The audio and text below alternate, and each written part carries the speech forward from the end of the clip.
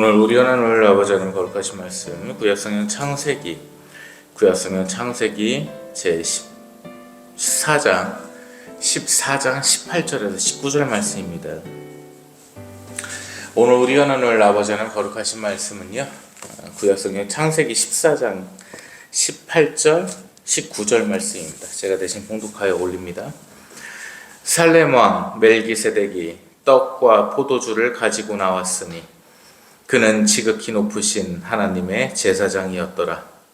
그가 아브라함에게 축복하여 이르되 천지의 주제이시오 지극히 높으신 하나님이시여 아브라함에게 복을 주시옵소서. 아멘.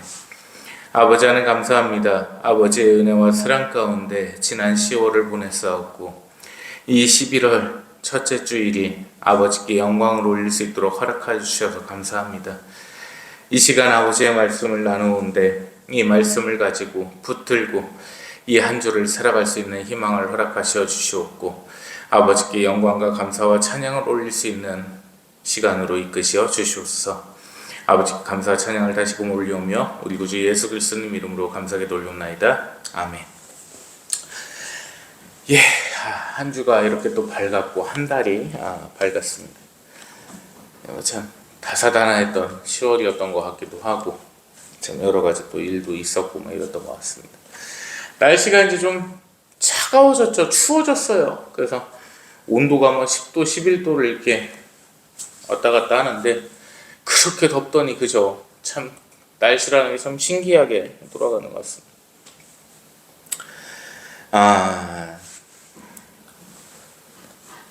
글쎄요. 어떤 얘기를 좀 해볼까요? 금관을 2억 정도를 들여서 만들어서 줬는데 돌아온 게 나무밭이었다. 나무 방맹이었다. 이러면 기분이 어떨까요? 친구 아버지가 돌아가셔서 부조금 100만 원을 했어요. 근데 그 친구가 우리 아버지 돌아가셨을 때 부조금을 5만 원을 했다. 어떤 생각이 드나요? 친구가 결혼할 때 축의금을 갖다 100만 원을 했는데 내가 결혼할 때 그 친구가 5만 원을 내고 새 식구를 데리고 밥을 먹으러 왔다. 식권 3장을 가져왔다. 그럼 기분이 어떨까요? 안 좋겠죠. 금관을 한 2억짜리를 줬는데 이름도 없는 2알짜리 타자에 배트가 나뭇바닥에다가 되돌아왔습니다. 근데요, 그것 좀 하나 말씀드릴게요. 트럼프가 무슨 윤 대통령을 구출하러 온다느니 윤석열 대통령을 구한다느니 미국이 한국을 구한다느니 좀 그 얘기는 이제 좀 그만하면 안 되겠습니까? 누가 둘째가라면 서러운 참 극우 중에 한 명인데 저 같은 경우에도요. 그런 얘기는 좀 납득이 어려워요. 많이 납득이 좀 어려워가지고 그런 얘기는 좀 안 했으면 좋겠다 이런 생각을 좀 하고 있습니다. 그래도 지기현 재판장에 지들이 붙여놓은 내란 재판 그렇다 칩시다.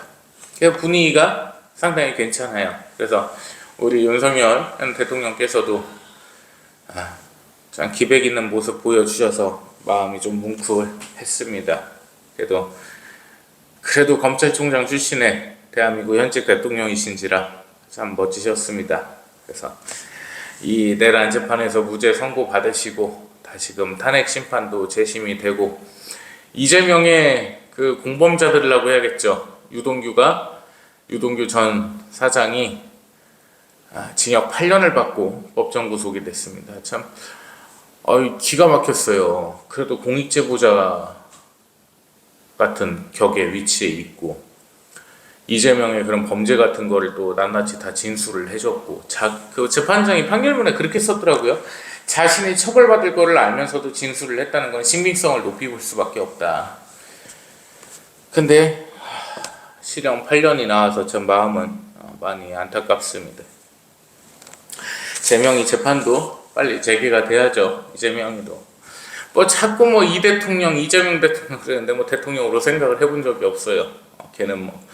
걔가 대한민국의 대통령이라는 건 인정도 하기도 싫고 생각도 하기도 싫고 뽑은 적도 없습니다.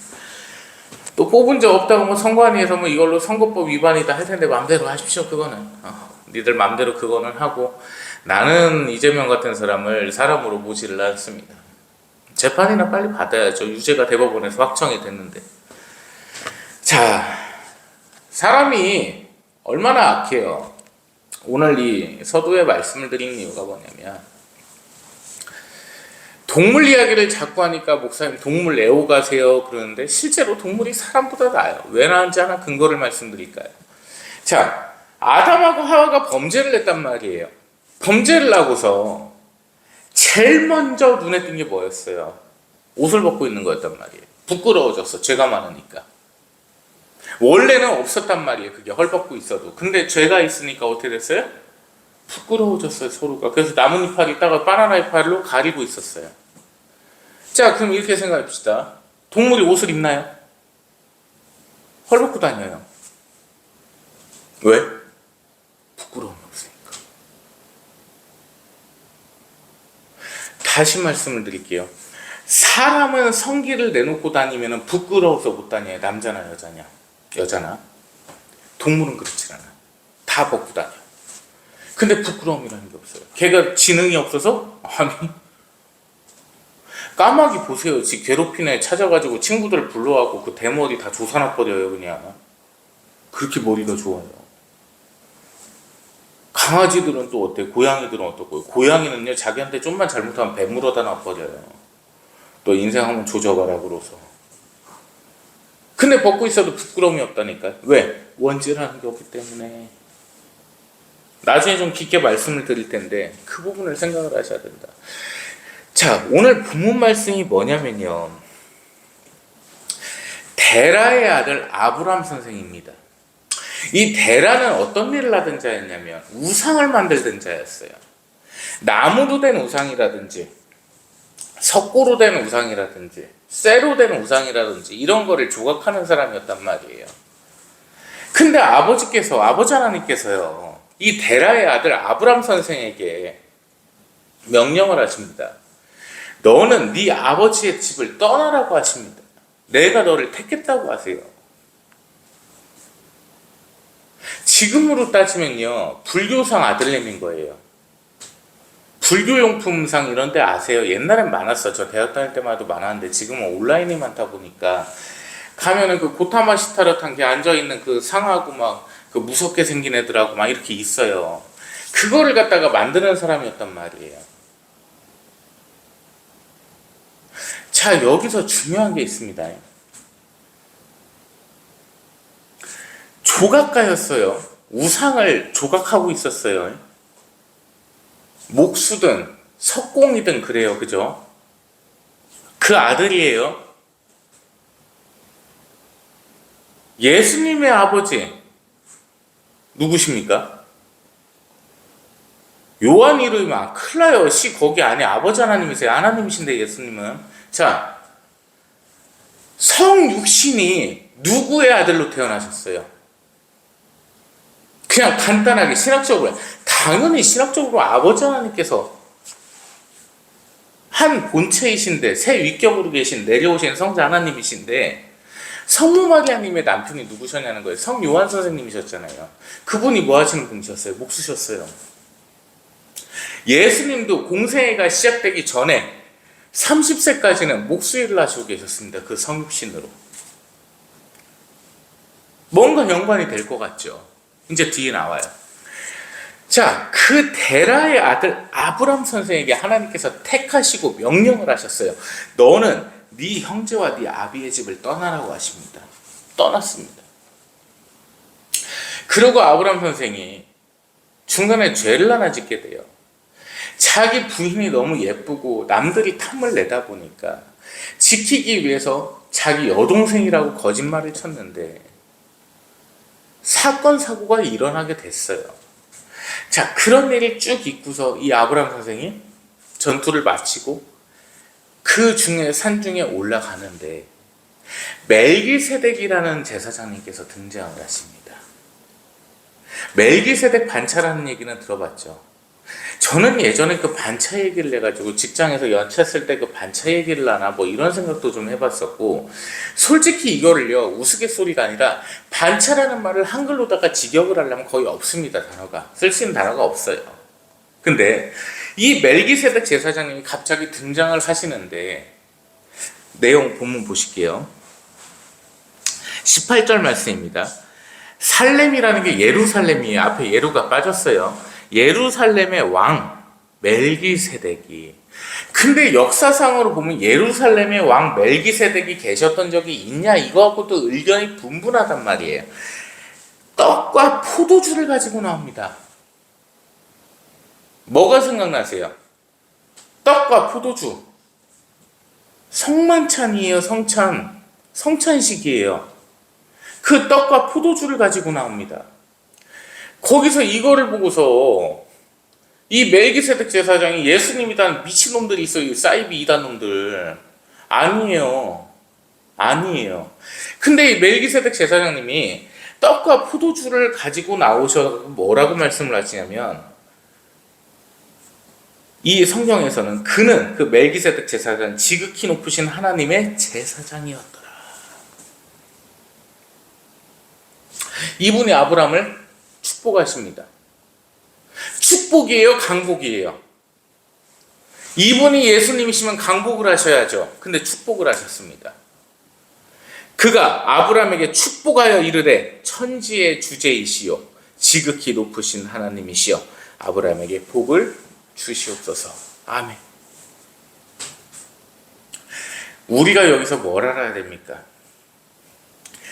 이 제사장님은요, 하나님께서 택하신 제사장님이신데 성경은 이렇게 말합니다. 그는 아비도 없고 어미도 없고 형제도 없고 남매도 없더라. 이렇게 설명을 하시거든요. 그러니까 이분은 가족이 아무도 없는 거예요. 멜기세덱 제사장은. 그러면 이분을 어떻게 봐야 되냐? 천사로 봐야 되냐? 그것도 아니란 말이에요. 왜? 아비도 없고 어미도 없고. 당연한 거예요. 천사시면 그건 당연한 거예요. 왜? 사람이 아니니까. 근데 아비도 없고 어미도 없다는 것은 뭐예요? 사람이라는 것을 의미를 하는 겁니다. 이분은 사람이셨는데 하나님께서 그냥 택하신 제사장이셨던 거예요. 거룩하고 숭고하신 제사장님이셨습니다. 근데 이분이 등장을 하시는 이유가 뭐냐? 그게 중요하죠. 자, 제사장 직분의 나열을 한번 보겠습니다. 첫 번째, 멜기세덱 제사장님이 계셨고요. 두 번째, 아론 제사장이 있었습니다. 그리고 성육신으로서 인간의 죄를 다 사하시고 하나님과의 연결고리가 되게 하신 분이 누구세요? 스올에 있는 자들을 천국으로 이끄신 대제사장, 바로 우리 구주 예수 그리스도님이시죠. 몸을 바치셨습니다. 떡과 포도주가 아니라 성육신을 바치신 거예요. 그 떡과 포도주를 제자들에게 주면서 말씀하십니다. 너희는 나를 기억하여 이를 행하여라. 이는 너희를 위해 내어줄 내 몸이니. 자, 그러면 여기서 어떤 사실을 알아야 되냐? 첫 번째, 율법 이전의 제사장이 멜기세덱 제사장이었습니다. 그리고 율법 시대의 제사장은 아론 제사장이었습니다. 여기 두 가지만 먼저 볼게요. 율법이 없던 시대예요. 그리고 율법이 있는 시대입니다. 여기서 성경 히브리서 7장 11절 12절 말씀 보겠습니다. 히브리서 제7장 11절 12절입니다. 화면 띄워주시고요. 레위 계통의 제사직으로 말미암아 완전함을 얻을 수 있었더라면 어찌 아론의 반차를 쫓지 아니하고 멜기세덱의 반차를 쫓는 다른 한 제사장이 일어날 필요가 있었겠느냐. 아멘. 아론 선생의 제사장직은요, 율법에 의한 것이었어요. 근데 아론 선생의 그 제사장직이 완전했을까요? 금 걷어가지고 금송아지 만들어서 던져주면서 여기다 빌어. 니네 하나님이야. 이렇게 행동을 했어요. 실패했습니다. 율법으로 인한 제사장직은 실패를 해버렸어요. 다시 가볼게요. 멜기세덱 제사장님의 그 축복 속에서 쭉 이어내려 오다가 아론 제사장으로 바뀌었는데 이 아론 제사장이 실패를 해버렸습니다. 인본주의로. 그러면 이 멜기세덱 제사장의 이 행위를, 이 제사장직을 이어와야지 성공이 되는 거예요. 아론 제사장이 실패를 해버렸으니까 이 아론 제사장직을 이어갖고는 구원이라는 게 일어날 수가 없어요. 왜? 인본주의적인 실패였으니까. 사람의 요구를 따랐어요. 막 지랄하니까 죽이려고 하니까 누워있다가 잠깐만 기다려봐, 내가 좀 GPT한테 물어볼게 하고서 야, 금 좀 가져와봐. 그래갖고 확 넣었어. 뭘 만들었어요? 금송아지 만들었어요. 조각했어요. 아론 제사장이 조각을 했다고요. 아브람 선생의 아버지 데라처럼요. 우상을 조각을 해버렸다고요. 그런데 성요한 선생님은요, 그런 걸 조각하는 목수가 아니었습니다. 다시 가봅니다. 자, 멜기세덱 제사장은 아비도 없고 어미도 없어요. 떡과 포도주를 들고 아버지 하나님께 영광을 올리며 제사를 올렸습니다. 예수님은요, 하나님이시기에 이 땅에 내려오셨고 어머니가 당연히 안 계시죠. 그죠? 하나님이시니까 아버지 하나님만 계시는 거죠.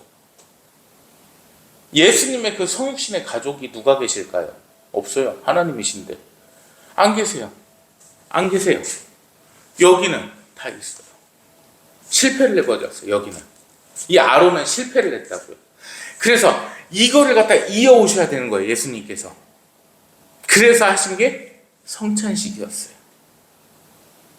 너희는 이것을 모두 받아 먹어라. 이는 너희를 위하여 내어줄 내 몸이니 너희는 나를 기억하여 이를 행하여라.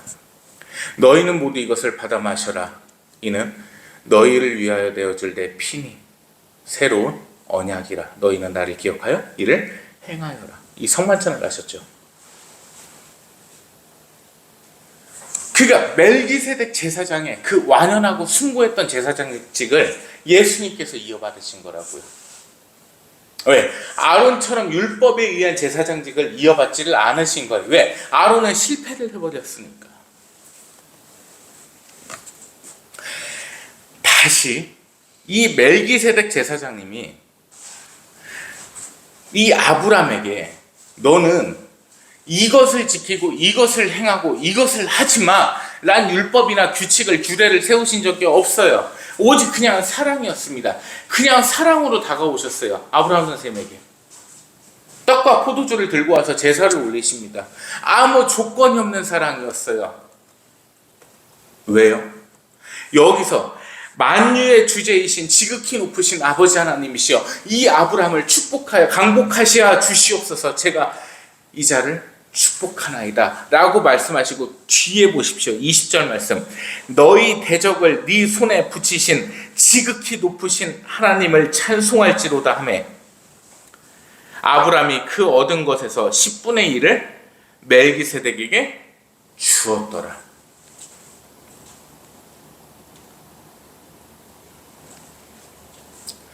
이게 11조예요. 이게 11조라고요. 뭐예요? 뭔 뜻이에요? 11조가 뭔 뜻이에요? 아버지 하나님께서 나를 강복하셨을 때 그 은혜가 감사해서 내 일부의 것을 떼어서 아버지 하나님께 올리는 겁니다. 누구께요? 나누는 거예요. 나누고 베푸는 거. 멜기세덱 제사장한테 줬잖아요. 왕한테 주는 건 뭘 의미를 합니까? 나눠달라는 얘기입니다. 네? 교회에다가 계좌이체 해주고 목사 쓰라고 갖다 바치고 그게 11조가 아니라고. 여기서 나온 게 11조예요. 창세기 14장에 11조가 나옵니다. 첫 번째로 나와요. 나누고 베푸르라고 하십니다. 근데요, 아버지 하나님께서요, 이 율법을 정하시고 법을 정하실 때요, 얼마나 사람을 사랑하시는지요. 10분의 5를 바치라고 하면 바칠 인간 한 놈도 없을 거야. 아마. 너희 마음에 부담이 되지 않은 그 10분의 1. 왜? 인간이 욕심이 엄청나게 많은 걸 아시니까. 다른 거 다 따먹고 다 까먹고 깎아먹고 잘라먹고 해도 되는데 선악과만큼은 건들지 말라고 했는데 그 선악과마저 탐을 내는 게 사람인지를 아시니까요. 그래서 10분의 1을 말씀하십니다. 그 멜기세덱 제사장의 10분의 1을 바쳤어요. 멜기세덱 제사장님이 여기서 딱 한 번 나오고 끝나게 되는데, 의의 제사장, 숭고한 제사장, 하나님께서 세우신 그 제사장직을 사람이 따르지 못했습니다. 결국 하나님께서는 율법으로 다스리십니다. 조건 없는 사랑으로다가 베푸셨는데 그것에서 죄를 져버리니까 안 되겠다 싶어서 법을 만드세요.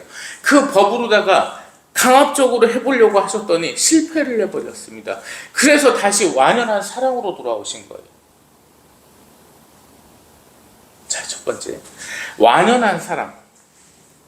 에덴 동산 다 먹어도 돼. 조건이 없어. 그냥 내 자식이니까 다 가져. 괜찮다. 타락을 해요.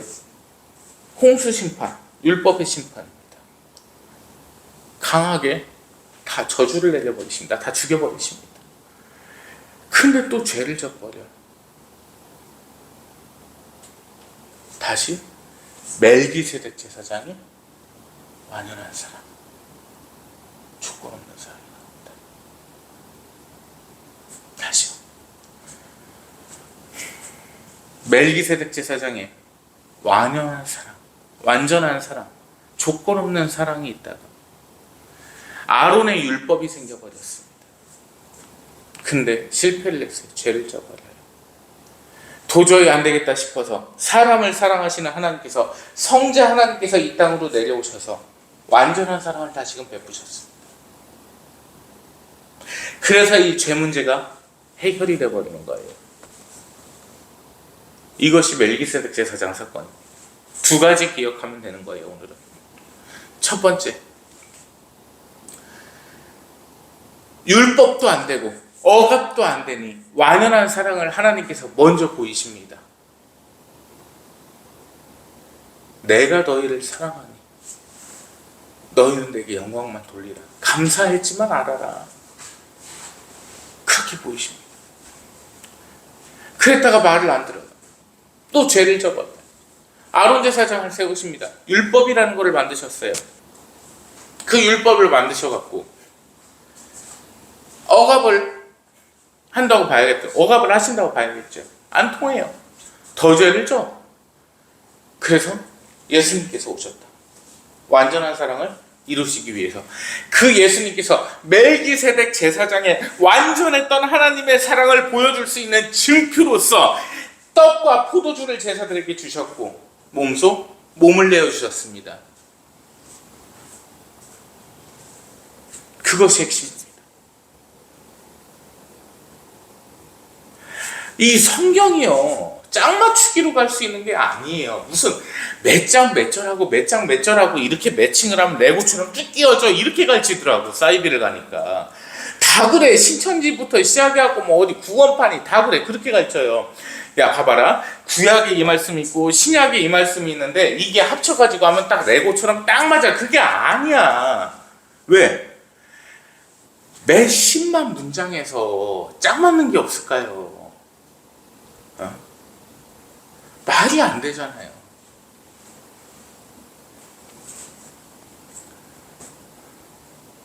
밀떡 있죠. 성찬 때 받는 밀떡.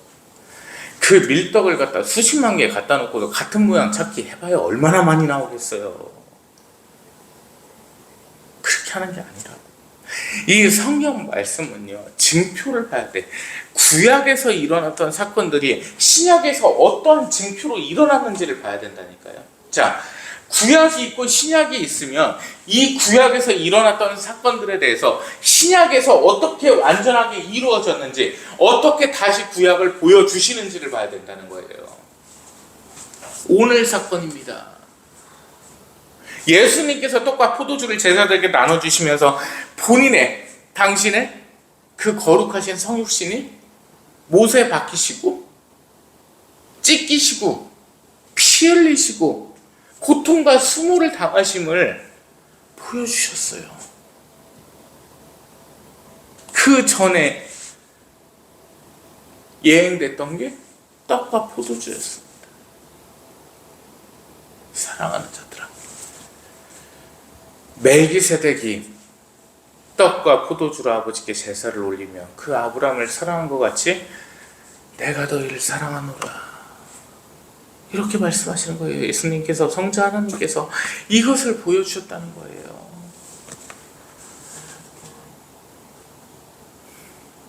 왜 그런 부분들을 몰라요? 11조가 여기서 나오잖아요. 11조가 뭔데? 11조가 뭔데? 하나님께 영광 올리는 거예요. 감사해가지고. 그것도 10분의 1. 말씀 한 구절만 볼게요. 창세기 12장입니다. 12장 3절. 한 장만 넘기시면 될 것 같아요. 너를 축복하는 자에게는 내가 복을 내리고 너를 저주하는 자에게는 내가 저주하리니 땅의 모든 족속이 너로 말미암아 복을 얻을 것이라 하신지라. 아멘. 이게 아브라함 선생님께 아버지께서 직접 하신 말씀입니다. 자, 그러면 우리가 여기서 중요하게 봐야 될 게 하나 있어요. 하나님께서 뭐라고 하시죠? 너를 축복하는 자를 내가 강복할 것이며 너를 저주하는 자를 내가 저주할 것이라고 아버지께서 말씀을 하시잖아요. 사람의 생각에 따른 축복과 저주가 의미가 있습니까? 없다는 게 나오잖아요. 내가 갑이라는 자를 축복을 하든 저주를 하든 도리어 내가 축복을 받을 수도 강복을 받을 수도 저주를 받을 수 있는 거예요. 그러니까 내 축복은 아무 의미가 없는 거예요. 아버지께서 강복을 하시고 저주를 하시는 건 이미 아버지께서 하시는 겁니다. 그러니까 사람이 판단해서 할 수 있는 건 하나도 없다. 오직 아버지의 은혜로만 할 수 있다는 거예요. 그게 은사죠. 이자가 저주를 받을 자인지 축복을 받을 자인지 내가 분별할 수 있는 거. 그래서 그 거룩하신 하나님의 이름으로 말미암아 이자를 내가 축복할 수 있고 저주할 수 있는 거. 그게 은혜죠. 은사. 일할 사자잖아요. 일사자. 하나님의 은혜로서 내가 할 수 있는 일인 거예요. 축복과 저주는. 은혜는 그 은사를 할 수 있는 복. 사람의 생각으로서 판단으로서 할 수 있는 게 아무것도 아무것도 아닌 존재예요. 그냥 하나님께 영광을 올리기 위해서 태어났는데 죄밖에 안 짓고 있으니까.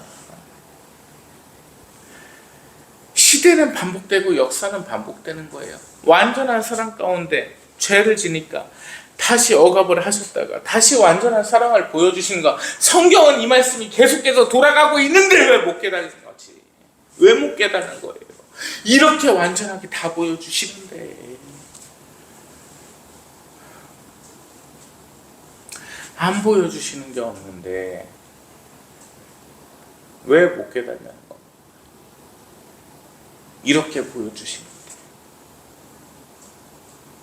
이 부분 오늘 우리 기억하면 됩니다. 그래서 첫 번째, 완전한 사랑과 율법과 다시금 완전한 사랑의 반복. 두 번째, 11조의 진정한 의미. 이 한 주 동안 생각해 주시기 바랍니다. 기도합니다. 하나님 감사합니다. 하나님의 사랑과 영광과 은혜 가운데 이 거룩한 주일 아버지께 이 제사를 올립니다. 아버지, 이 한 주 아버지의 은혜로 먹고 마실 수 있도록 허락하시어 주시옵고 아버지께 영광을 올리는 평온한 하루하루 가운데 이끄시어 주시옵소서. 감사와 찬양을 아버지께 모두 올리오니 아버지께서 저희를 불쌍히 여기시어 주시옵소서. 특별히 아버지 하나님, 우리 윤석열 형제, 윤석열 대통령 어렵고 힘든 가운데 있습니다. 아버지, 진정으로 그가 지난 날을 아버지 앞에 회개하게 하여 주시옵고 그가 원했던 그 비상계엄령을 통해 이 자유 대한민국을 다시 건국하고자 했었던 그 거룩하고 숭고했던 희생을 기억하시어 주시옵고 그 결단을 강복하시어 주셔서 그가 다시 일어날 수 있도록 역사하시어 주시옵고, 아버지 앞에 흔들림 없이 임할 수 있도록 역사하시어 주시오며, 아버지 앞에 무릎 꿇고 겸손히 그리고 엎드린 정치인으로서 이 나라를 다시금 지도할 수 있도록 아버지께서 역사하시어 주시옵소서. 이 나라 대한민국이 아버지 앞에 영광을 돌리지 못하며 온갖 죄악에 빠져 있습니다. 이들을 불쌍히 여기시어 주시옵고, 이 기도를 아버지께서 들어주시사 아버지 하나님께 영광을 올릴 수 있는 이 나라의 영토가 될 수 있도록 이끄시어 주시옵소서. 은혜와 사랑에 다시금 감사를 올려오며 우리 구주 예수 그리스도님 이름으로 기도 올립나이다. 아멘. 이제는 살아계셔서 역사하시는 지존하시며 지극히 높으신 아버지 하나님의 무한하신 은혜와 우리 구주 예수 그리스도님의 무한하시고 지극하신 사랑하심과 성령 하나님의 내주교통 감화감동 인도 역사하심이 이 시간 하나님 앞에 엎드려 하나님께 간구하는 모든 하나님의 거룩한 백성들 머리 위에, 윤석열 대통령의 머리 위에 이제로부터 영원 몽토록 항상 함께 계실지어다. 아멘.